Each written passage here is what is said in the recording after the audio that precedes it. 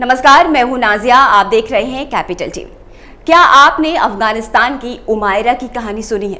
उमायरा ने जेएनयू से मास्टर की डिग्री की है। अफगानिस्तान से हिंदुस्तान आने के लिए फ्लाइट में बैठते ही उमायरा ने बुर्का उतार फेंका था और ये कसम खाई थी कि अब कभी गुलामी की जिंदगी नहीं जिएंगी। लेकिन अब अफगानिस्तान में तालिबान राज वापस आ गया है। क्या आप कल्पना कर सकते हैं कि अब उमायरा की जिंदगी कैसी है? तालिबान के आने के बाद उमायरा की जिंदगी कितनी बदली है, इस रिपोर्ट में बता रहे हैं।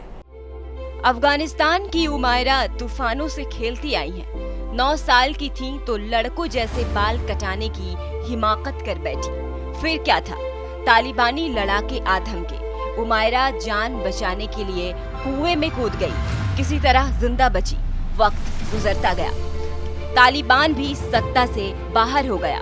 उमायरा काबुल में ग्रेजुएशन के बाद दिल्ली आ गई। जेएनयू से मास्टर्स डिग्री ली, पीएचडी भी की। तूफानों से खेलने वाली उमायरा लॉकडाउन के बाद काबुल लौटी ही थी कि तालिबान ने सत्ता कब्जा कर महिलाओं के लिए तरक्की के रास्ते बंद कर दिए थे। उमायरा को जान बचाने के लिए अफगानिस्तान छोड़ना पड़ा।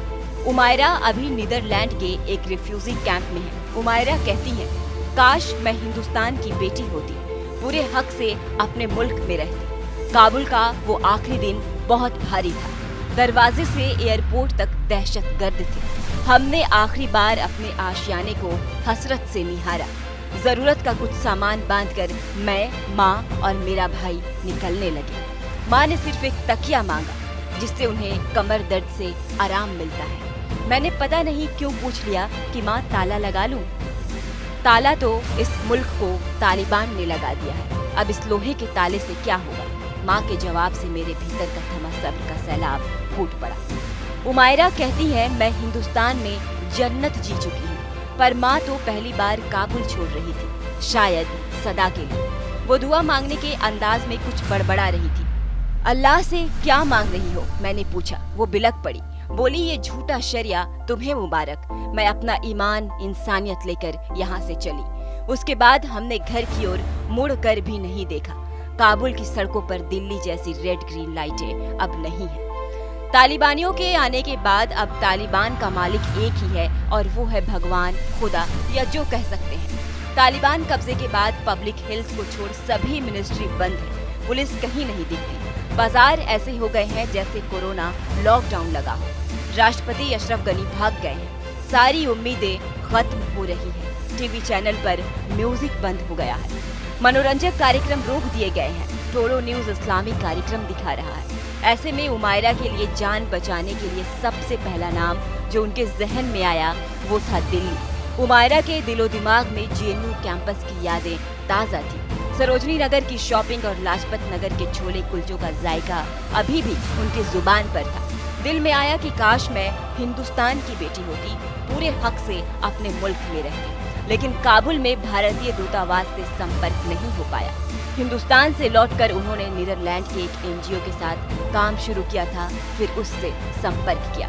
उनके दूतावास की गाड़ी घर के सामने थी। सवार होने से पहले माँ ने एक बार फिर ताकीद की, बुर्का पहन लो। वे शब्द उमायरा के कानों में जैसे दहकता हुआ लोहा उड़ेल दिया गया हो, क्योंकि उमायरा ने खुद को उस काले ताबूत में जिंदा लाश की तरह बंद कर लिया। विमान में सवार होते ही सबसे पहले उमायरा ने बुर्का उतार फेंका। कसम खाई कि अब कभी लाश बनकर नहीं जीऊंगी। पश्चिमी मुल्क अफगानों को शरण दे रहे हैं। ये कहानी हॉलीवुड की फिल्म शिंड्रेलस लिस्ट जैसी है। उसमें सिर्फ हुनरमंद यहूदियों को ले जाया जाता है। उमायरा के जहन में वो मासूम चेहरे चीख रहे हैं जिन्हें ले जाने वाला कोई नहीं है। वे बंदूकों के साए में पीछे छूटते ही जा रहे हैं।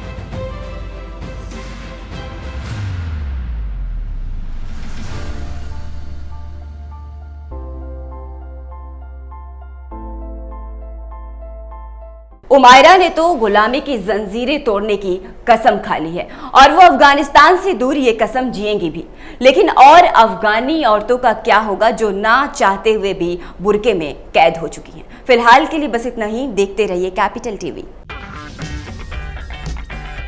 अगर आपको हमारा वीडियो पसंद आया हो तो इसे लाइक करें, हमारे चैनल को सब्सक्राइब करें और हाँ, बेल आइकन दबाना ना भूलें ताकि आप तक हमारे वीडियो की नोटिफिकेशन पहुंचती रहे।